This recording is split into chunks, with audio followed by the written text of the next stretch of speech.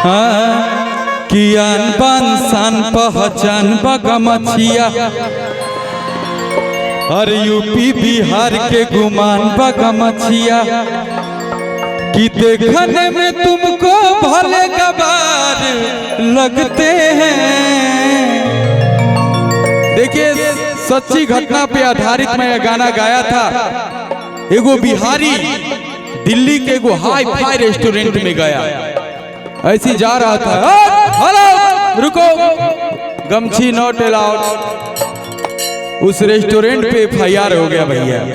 आज ऐसा हो गया कि वहाँ मालिक से लेकर वेटर तक को गमछी रखना पड़ता है। बिहार में पावर बा पावर, एक बिहारी 100 पे भारी। किसके किसके पास गमछी है इतने निकाल रहा हो भैया,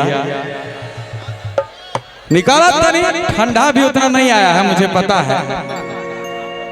कियान बान सान पहचान बगमछिया यूपी बिहार के गुमान बगमछिया कि देखने में तुमको भले गवार लगते हैं कि तोरा का पता भाई गमछिए से हम तो रंगदार लगते हैं।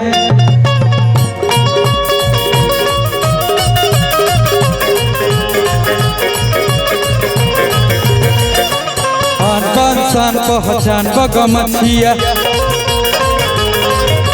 यूपी बिहार के गुमान बगमछिया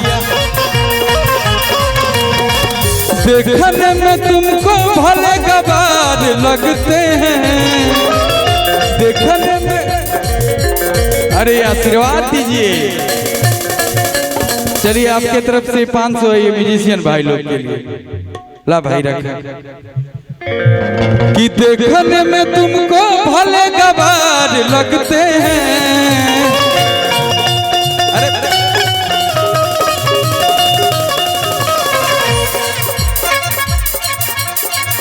तोरा का पता भाई गमछिए से हम तोरा गदार लगते हैं।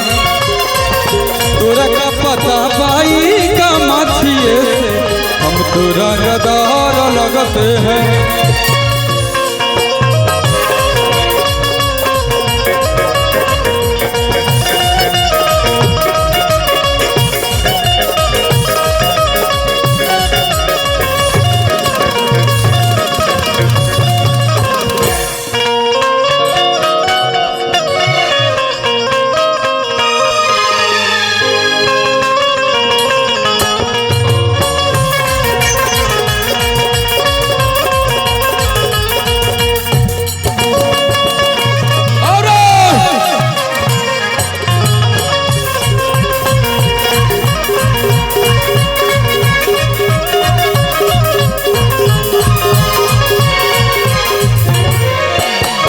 एक गाना हम गाए थे कि धुकुर धुकुर करे सखी जियावा